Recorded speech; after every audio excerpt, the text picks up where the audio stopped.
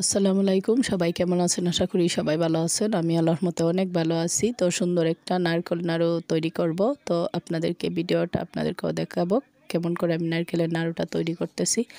তো প্রথমে আমি এখানে একটা নারকেল প্রথমে এটাকে ফাটিয়ে তারপরে এখন নারকেলটা রোদ্রে বসে এটাকে কুড়ে নিচ্ছি। সুন্দর করে কুড়ে নিয়ে তারপরে নারকেলের নাড়ুটা কিভাবে তৈরি করি আপনাদের সঙ্গে শেয়ার করব। তো এই তো মেয়েটা অনেক ডিস্টার্ব করছিল, তারপরও বাহিরে বসে রোদের তাপ নিচ্ছিলাম আর নারকেলটা করছিলাম। এখন তো ঠান্ডার সময়, তো এই শীতের দিনে কিন্তু পিঠাপুলি সব কিছু যাই বলেন, মিষ্টি জিনিস বলেন, সব কিছু কিন্তু খেতে অনেক ভালো লাগে। তো বছরেরও শেষ, তো ভাবলাম এই নাড়ুটা যেহেতু বানাবো আপনাদের সঙ্গে শেয়ার দিই। তো কুড়ানোটা হয়ে গেছে। এখন আমি একটা চুলাতে একটা ছোটো কড়াই দিয়ে দিলাম, দিয়ে আমার পছন্দ মতো কিছুটা সাদা তিল দিয়ে দিব। আর এই নাড়ুর মধ্যে আমার তিল দিলে অনেক ভালো লাগে। আমার ইউটিউব চ্যানেলে কিন্তু আগেরও একটা নারকেলের নাড়ুর রেসিপি আছে, তারপর আমি ভাবলাম পেজে তো আমি কখনো শেয়ার করিনি, তো পেজটাতেও দেবো, তো আবার নতুন করে তৈরি করি। তো এই তো তিলটাকে সুন্দর করে আমি বেজে নিচ্ছি যতক্ষণ পর্যন্ত সুন্দর একটা স্মেল আসে। তো বেজে নেওয়া হয়ে গেলে একটা উঠিয়ে রেখে দিয়েছি একটা বাটিতে, দিয়ে নারকেলটাকে একটা ফ্রাই প্যান দিয়ে নারকেলটাকে দিয়ে দিলাম। দিয়ে এখন নারকেলটাকে অনবরত নেড়ে চেড়ে সুন্দর করে এটাকে প্রথমে কিছুক্ষণ বেজে নেব। আর এই নারকেলের নাড়ুটা খেতে অনেক ভালো লাগে। যারা মিষ্টি খান না তাদের জন্য, যারা মিষ্টি পছন্দ করেন তারা কিন্তু অবশ্যই নাড়ুটা এভাবে একবার বানিয়ে দেখবেন, অনেক ভালো লাগে। তো আমি নারকেলটা দেওয়ার পরে এর মধ্যে কিছুটা এলাচের গুঁড়া দিয়ে দিলাম। এলাচের গুঁড়া দিয়ে তারপরে এটাকে সুন্দর করে নেড়ে চেড়ে দিচ্ছি। দেওয়ার পরে পরিমাণ মতো এখানের মধ্যে এক কাপের মতো আমি চিনি দেব, আর অল্প সামান্য কিছুটা লবণ দিয়ে দিলাম। আর যেহেতু এটা নাড়ু, দুধ না, তো দিয়ে দিলাম। দিয়ে সামান্য পরিমাণ এলাচের গুঁড়া দিয়ে দিলাম।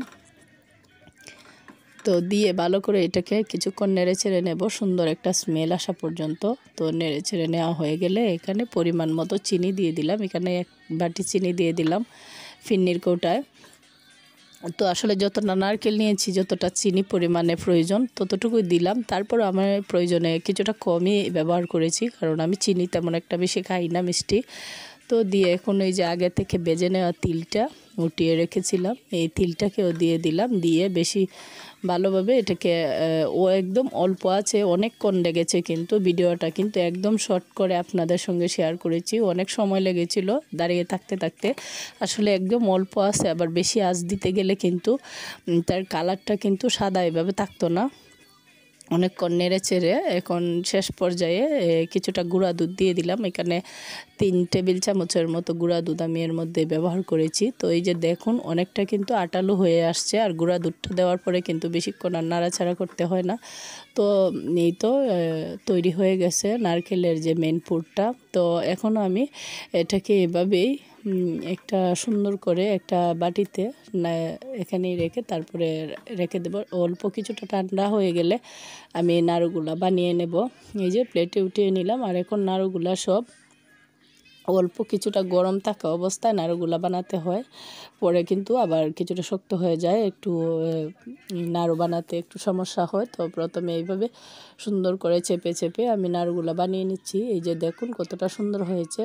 আর নারকেলটা কিন্তু আমি পুরিনি, আসলে পুরা যারা খেতে চান তারা অবশ্যই পুরা করে খেতে পারেন। তো আমার কাছে মনে হয়েছে যে আমি এই নাড়ুটা সাদা বানাবো। তো আমার আগের যে ভিডিওটা এটা কিন্তু আমি সুন্দর করে কালার করেই দেখিয়েছি, আর এটা সাদা রেখেছি। তো সবগুলো এভাবে আমি বানিয়ে নিচ্ছি। এই যে বানানো হয়ে গেছে, দেখুন কত সুন্দর, আর মজাটাও সেই ছিল। তো প্লিজ যারা পেজে দেখবেন পেজটাকে ফলো দিবেন, আর ইউটিউব চ্যানেল থেকে যারা দেখেন, যারা এখনও সাবস্ক্রাইব করেন নাই প্লিজ আমার চ্যানেলটাকে সাবস্ক্রাইব করে দেবেন, আমার পাশে থাকবেন, আমার জন্য দোয়া করবেন, সাপোর্ট করবেন, যাতে করে সুন্দর সুন্দর ভিডিও আপনাদের সঙ্গে শেয়ার করতে পারি, আর আমি যাতে ভালো থাকতে পারি আমার বাচ্চা কাচ্চা সবাই নিয়ে। আর ওটা হয়ে গেছে। তো সবাইকে নতুন বছরের শুভেচ্ছা, সবাই ভালো থাকেন, আল্লাহ হাফেজ।